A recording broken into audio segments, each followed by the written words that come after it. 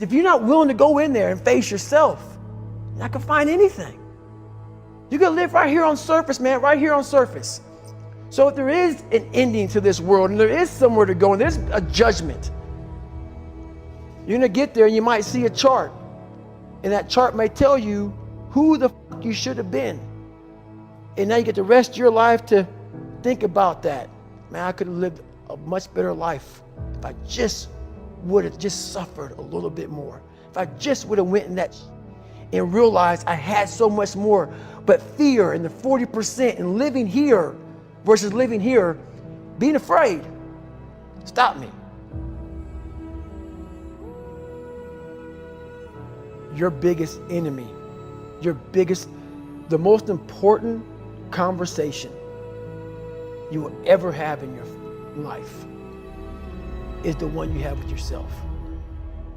You wake up with it, you walk around with it, you go to bed with it. Eventually, you're going to act on it, whether you're good or bad. You have to. That's why the whole thing about this book I have, it's about you. It is about you. It's strictly about you finding who you are. So many people die, live 100 years, never fucking know who they are. Never know who they are. You have to look in that mirror and know there's so much more in here, man. Because I can literally right now be a 300-pound guy spraying for cockroaches still to this day if I did not look in that mirror and say, there has to be more to this. This can't be it. And then willing to go into it, dive deep into it, and give all I have to find it. So that's what all that's about. Let's say there's 10 people in this room, and we're all mediocre. But I'm the best of the mediocre people. I now think I'm great. I'm great. We surround ourselves around people that make us feel great. They tell us what we want to hear. The second we put ourselves amongst the uncommon people, we don't like that feeling, that challenging feeling of that person who's waking up at 3:30 in the morning and say, hey, push your on, we're going for a run. We don't like that challenge. We like that person who says, hey, you know, man, I don't feel good today, man. And they say, oh, it's okay, brother. We'll take a day off, man. We'll get a pizza and watch the game. We like that. We love that feeling. Why? Because you understand, man, we're good, bro. We don't want that motherfuckers like this. Hey, man, no, bro. Get your fucking shit on, man. Stop being a punk. We don't want that in our lives. We don't want that person who's constantly challenging our weaknesses. We want that person who's constantly, making us feel nice and good and secure in ours. That's the mediocrity of life. We want to be the best amongst the average people. People wonder, how do you stay hungry all the time? Because after I accomplish something, I don't sit back like a lot of guys who graduate buds, graduate this, graduate that. They get comfortable. They wonder why I'm getting weak, man.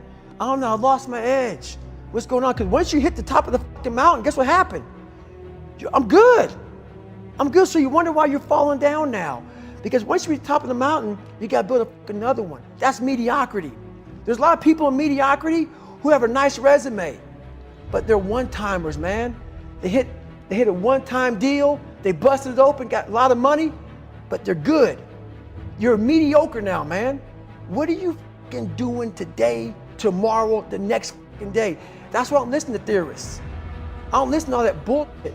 I listen to a motherfucker who's like this, man. What's wrong, man? I'm fucking tired, dude. Why are you tired?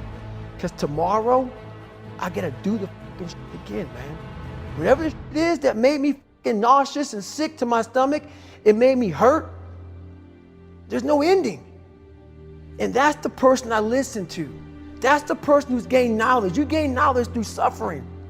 And on the other end of suffering is a world that very few have ever seen. It's a beautiful world because that's where you find yourself.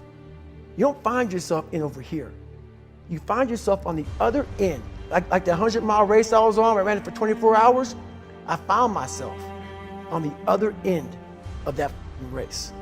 That 19 hours, I found, wow, there's a whole nother world out here that I've never even saw. But the world's in your mind. And that's what all that mediocrity is about. The mind has the tactical advantage over you at all times. At all times of your life, the mind has a tactical advantage over you. Why is that? It knows what you're afraid of. It knows your insecurities. It knows your deep, dark lies. And it starts to push you away from that. It pushes you in a direction that is comfortable. The mind controls everything. So what I realized was that when I was growing up and I was 300 pounds and I got all fat and I got all insecure, I realized that my mind kept taking me in this direction. When things got uncomfortable for me, when I was facing my insecurities, I was facing my fears, my mind said, oh no, we have the tactical advantage. We need to get you, separate you from this feeling over here. Life's all about feelings. We want the happy feeling. We don't want that feeling of this sucks. If in that moment, you can answer those up questions and you are now in charge of your brain versus your brain ruling you, that's where all that stuff comes from. So the 40% rule is all of that. You get to 40%, your brain says, we're done. Let's roll, man. This is starting to get painful. This is uncomfortable. So you sit down. You have to figure out ways, and everybody's different. That's how the book kind of talks about, like we all have these things about, 5 steps to this and 4 steps to this. It's a lot more than that. That's all bullshit. It's a practice that you have to, it's a habit. So if you know that at 40%, I'm feeling pain. At 40%, I'm feeling pain. That's where the 40% rule kicks in. Now it starts. Okay, I'm feeling pain. My mind's saying all this to me. It's saying, get out of here, run, flee. The fight or flight kicks in. Okay, we're done. We're not good enough. It starts telling you all these things. You start to believe it because the mind controls all. This is the time where you have to gain control back of your mind.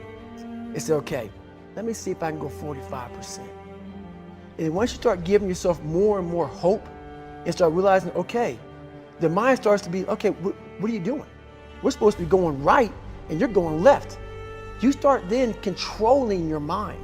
Start finding more in yourself. And then it goes from 40% to a lot further than that. But that's the start of it though. Get to the spot where your mind is saying stop.